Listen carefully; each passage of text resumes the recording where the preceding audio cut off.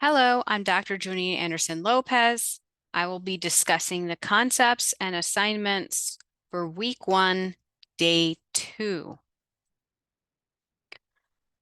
Week 1 is about learning what the course is, navigating the course, and becoming acclimated with technical writing. This differs from the type of writing you've been trained for, academic writing. Like we've discussed, technical writing is about saying what you mean. It's about action and brevity.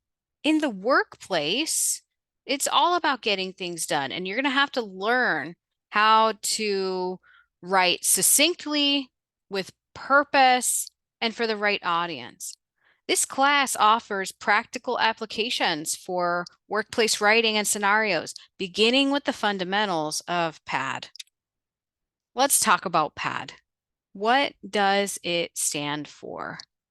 The acronym is a big thing in professional and technical writing courses here at USF. In face-to-face classes, I have fun letting students guess what it stands for. They say like P is for professional, A is for advancement. Certain things may come to mind, but PAD actually stands for purpose, audience, and design. These are the 3 tenets of this course, and in every writing document you create, not just for this course. And you should consider purpose every time you write. Why are you writing this? This is also known as ethos. Audience should be considered. Who will be reading this? This goes back to rhetorical concepts like logos and pathos. Finally, when you construct a document, consider design. What is the formatting? What should the document look like? This ties back into rhetorical concepts like ethos and pathos. To practice thinking about PAD and rhetorical devices and how to use them in this class, we'll start with something as simple as email etiquette. And this is based on something you already do. Email writing as an employee, maybe you're an employee somewhere, and using email etiquette with work emails. Generally, the audience is going to be a supervisor, a coworker, maybe a client. However, unlike what you see on the screen, avoid opening with the word hi or any other opening in which it seems similar to a face-to-face greeting. There's nothing wrong with dear or using the person's first or last name, depending on how well you know them. If you're emailing a group, you can simply start with the word group, team, or all.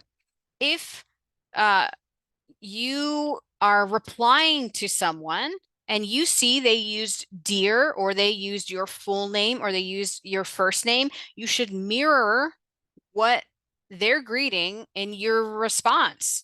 If you are going back and forth with someone via email, which you kind of want to avoid, but sometimes you can't avoid it, and oftentimes in the second or third-ish reply, you can drop the greeting altogether and just start with your purpose statement. There are real-world examples of bad email etiquette as an additional link in the Understanding Concepts pages. There are some useful tips and things to remember for later. You'll have to craft email responses for project 1 in an exercise for day 1 as we reviewed and throughout this course. Also in Understanding Concepts, there's a slideshow about email etiquette to review and other supplemental links. With emails overall, be careful about how and what you email in professional and academic settings. These emails are public and they may be shared with other faculty or deans if necessary.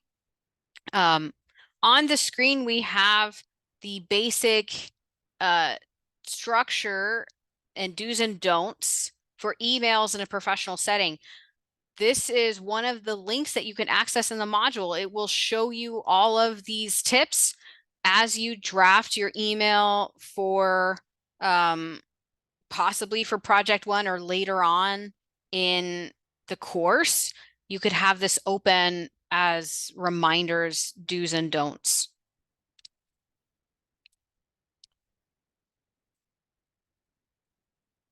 With getting ready to draft project 1, we're going to kind of move away from just email writing. Return to the project 1 description and really read the 3 scenarios that we talked about in the last video lecture. All the scenarios are different, but you just need to settle on one. The password on the screen is for the module 1 day 2 assignment that asks for it.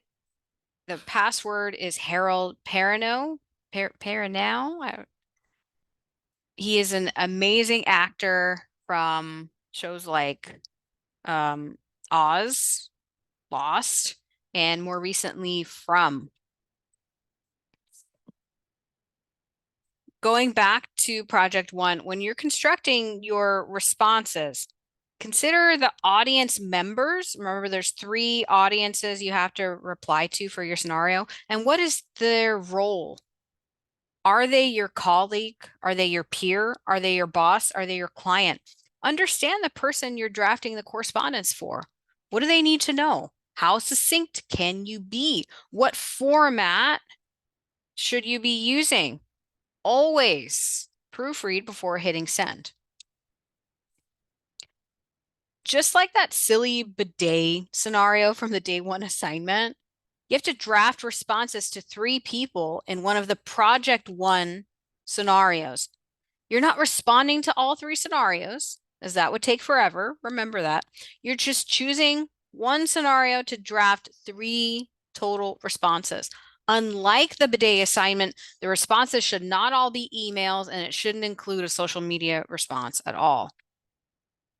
Part of your grade for project 1 is you making the decision between which type of correspondence would be most appropriate for each audience. You can choose between the 3 genres that we're reviewing in the modules: email, memo, letter. You should have accessed the USF Writes e-text required readings before attempting the rough draft assignment due at the end of this week. These readings will give you a better understanding of these types of correspondence and when to use them. There's several permutations based on which scenario that you choose, and there's no perfect permutation. For example, maybe you're going to write a letter, an email, and a memo, or you're going to write an email, letter, and a letter. The permutation is up to you, and what is said in these documents is up to you, with you keeping audience and purpose in mind. More importantly, I want to see which document type you think is appropriate for which audience, as this will help me when I'm grading and offering you feedback for your initial choices. They're probably going to change before you draft the final version of this project at the end of week 2, and that's okay. If you're wondering more about the document types themselves, again, review Understanding Concepts, which overviews emails, memos, and letters with pictures of examples. Also consider, in a practical sense, how will your audience receive your messages, your documents? Will you email them as an attachment to a brief email? Will you print them out and hand them out during a meeting? In your submission, mark each document with a method of delivery on whichever way you think fits with the audience and the scenario. For instance, if a scenario says that you're going to relay the document to your boss, decide, would it be better if I emailed the attachment to them, or would it be better if it's a client or something, would it be better if they got a letter via certified mail, or would that take too long? Should I email the letter and attach it as a PDF?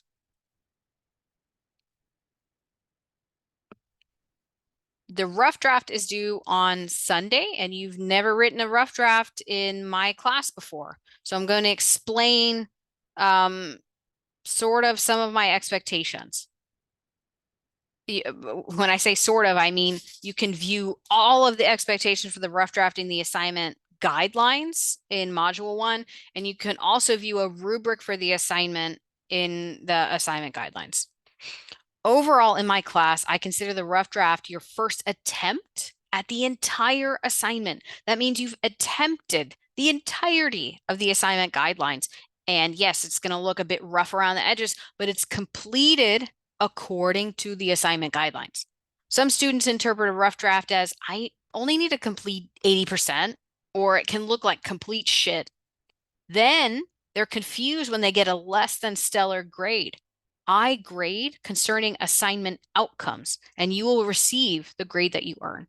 For project one, attempting the full range of assignment guidelines also means you're thinking about some elements of design. This means emails have subject lines, memos have headers, letters have addresses. Your attempt at design does not have to be pretty.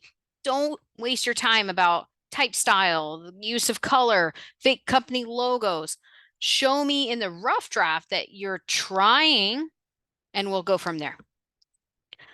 Again, let's review the assignments on Canvas, but this time for week 1, day 2. And for week 1, day 2, you only have one assignment, and that is choosing a scenario in a rough draft. I don't know if I mentioned this, but for day 1 and day 2, there's separate lecture pages to coincide with the information that we're reviewing. And in the understanding concepts pages, that's where you'll find the video lecture links. And again, these will always usually go over stuff we talked about in the video lecture, but at length and with supplemental links and with other PowerPoints and videos to help you understand things, pictures to help you understand things.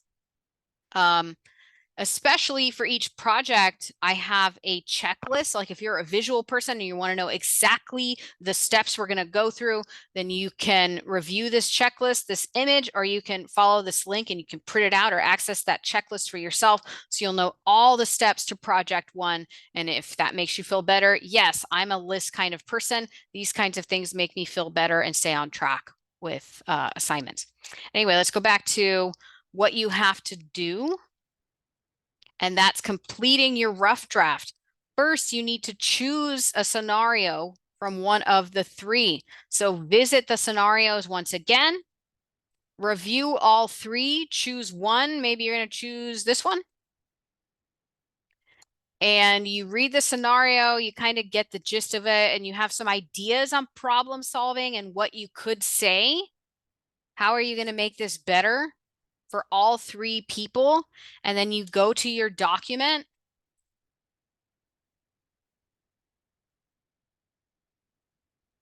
and you have your 3 people and you're ready to start constructing your email, memo, email, but it's all going to be on one cumulative document. They don't have to be on new pages. I'm just doing this so you can see that the 3 responses, however you separate them, I still want labels on them so I know who you're responding to. And with that label, I want you to tell me what it is. I should be able to know that from the way that you formatted it, but because this is your first attempt, that isn't always clear to me, and that's okay. So I want to know, do you think it's a memo, email, or letter? And then I want to see your attempt at that with some formatting attempts. It means you're trying to kind of make it look like a memo, but it's not going to look perfect. And then your second, and then your third, and those are, of course, also going to have labels. And also tell me how you're going to send them. Sending via email, PDF attachment. Tell me how you're sending each document before you start drafting the actual document itself. I want to see how you think you're going to get it to that person. Just like the day 1 assignment, the day 2 assignment is asking you for the video lecture password that we saw before. So make sure that's on here somewhere. Harold, no. Make sure that's on there somewhere. You have your 3 responses to these people that, yes, you're trying to make it somehow look like a memo, email, letter, or whatever your permutation is. But you're also thinking about how can you solve the issue? How can you fill in the gaps of the scenario? Because there's not perfect details here. based on your own experience and based on what you think would work, how can you draft the correspondence so that it's addressing what is needed? I don't just want to see that you can format an email, memo, or letter. I want to see how you can write your way into solving this situation. So save the document, and then you're not going to submit it to Canvas. This is just a placeholder reminding you of a bunch of stuff. You're going to go to USF Rights. You're going to go to Document Series, and you're going to upload it here. After you upload it there, return back to the assignment guidelines because it's reminding you of one more thing. Prep for peer review. Peer review online is a little different, of course. Open the assignment. You have your document saved. Before the first deadline for peer review, hit reply, upload your document, or what's even easier is copy and pasting it, because then people don't have to they don't have to download your stuff, which is nice. Post reply, you don't have to reply to any peers yet, but this is just ensuring that you get paired with 2 peers. If you don't post your draft for peer review by this date, you miss out on these 15 points for peer review. So the bottom of this assignment leads to another assignment, but it's more just reminding you to upload it on time. So that's it for week 1. You have practiced purpose and audience for day 1 to get you ready for purpose and audience for a different scenario and drafting professional documents in response and a bunch of smaller assignments. If you have any questions, please do not hesitate to reach out via email or WhatsApp text. And I look forward to discussing week 2.